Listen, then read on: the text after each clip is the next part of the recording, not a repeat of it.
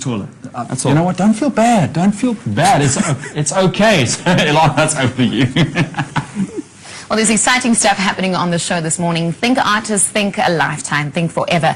Now, Royal Family Portraits artist commissioned to do a piece on Nelson Mandela is here with us this morning. And I must say, this portrait is a highlight at the We Love Mandela art exhibition. And it's something that's so dear to our heart that we can't help but express it here on our Feel Good Breakfast show.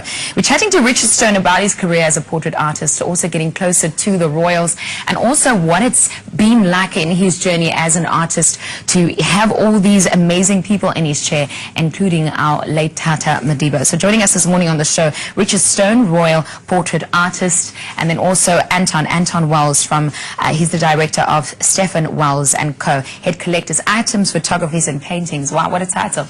Welcome to the show. Thank you. Good morning. I'm delighted to have both of you here. Anton, you who's the collector, and then Richard, you as the artist. In your life, you've also done royal portraits. Now, I'm told that you've had 6 to 8 sittings with a royal family. How does one get commissioned to do this? How does it happen? Well, actually, just to correct you just slightly, it's 6 to 8 sittings with each member of the royal family for each portrait.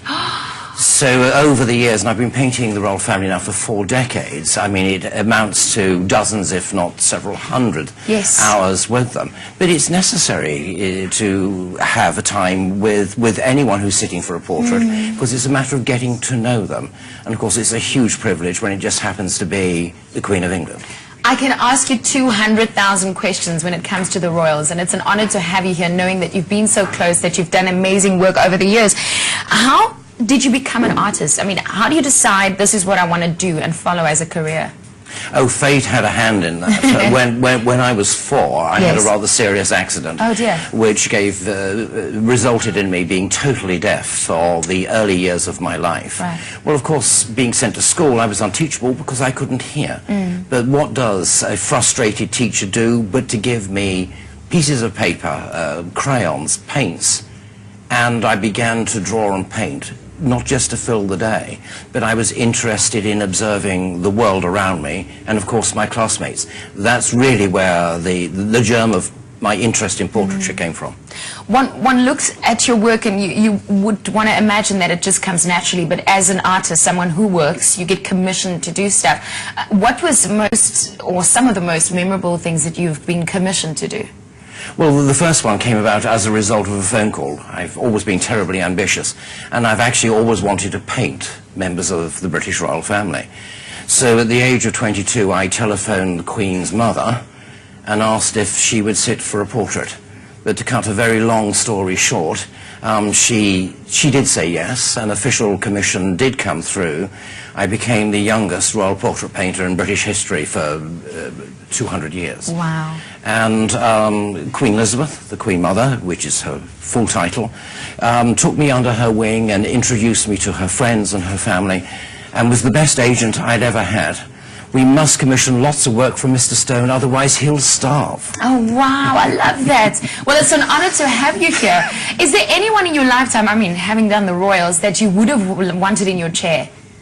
The magic name, of course, was Mr. Nelson Mandela. And to have had that call one weekend from his office asking if I paint his portrait, this was January 2008, a dream come true. I think it makes you not just successful, it's also an honor to have you here and to know that you've been so close to people that we will never have in our lifetime have met.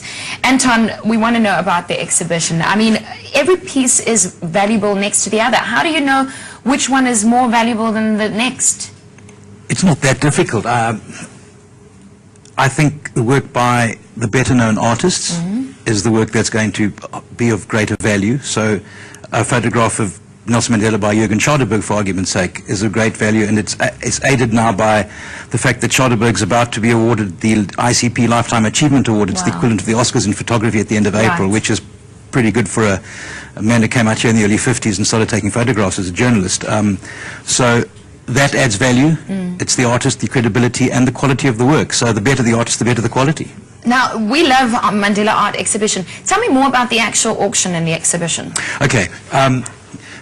The exhibition was something that was put together by Alan Denby, the chairman of the SA Gold Coin Exchange in our company, and curated by Natalie Knight, and it was opened at South Africa House in London in October this year. We have great plans to take it to New York later on if all goes well, but right now it's in Cape Town in the waterfront in the Clock Tower, and part of the exhibition was the print of the portrait that Richard did, and we're very fortunate to have the study of the portrait with us, which is going to be on auction on Tuesday evening. Okay. And we're expecting it to do rather well. Wow. I mean, I look at everything that's here, from the statues on the table to some of the work that you have, and I see that you're holding a book as well on the table. What do you predict from the auction? I would hope that the Mandela portrait should do well over 100,000 Rand. Right. I would hope that that photograph of Nelson Mandela done by Charterberg and signed by Mandela should do 70,000 plus. We're expecting some fireworks on Tuesday evening. I like that. We're expecting some fireworks on Tuesday. Tell us about the pieces. I mean, you've explained some of the pieces that are here already. It's an honor to have one of the artists here in the room as well. Take me through some of the other work that's available. It's an interesting sale because it's almost in two parts. On the Wednesday evening, we have a fantastic collection of tribal art, one man's collection of Southern African tribal art, and on the Tuesday evening, it's fine art, paintings, sculpture, a couple of pieces of furniture, some jewelry. It's just a genuine all-round good auction. And what we've done for this sale is we brought a chap called Charlie Ross out from London. He might be known to some viewers from the Antique Roadshow. He's going to be doing the sale. So it's going to be it's really going to be an interesting and fun sale. Wow, well, it sounds amazing. I can't believe this. In our studio this morning, we've got Richard Stone, our royal portrait artist, and also Anton Welz. You just heard it. It's going to be an amazing night with fireworks, director of Stephan Welz & Co. Thank you so much for joining us. I have one more question, Richard. Could the Queen Mother sit still when you were doing her portrait? Oh, I didn't want her to sit still. I wanted her to tell me stories. He wanted her to tell stories. Oh, I could speak to you for hours. It's something that definitely intrigues me. Wow, thank you so much for coming. All the best for Tuesday. And yeah, I hope that you get what you have aimed to do. Well, this is your Feel Good Breakfast Show. Nothing gets more feel good than this, talking about Tata Madiba and amazing stuff that's happening. We'll be back after this break. Next up on Expresso.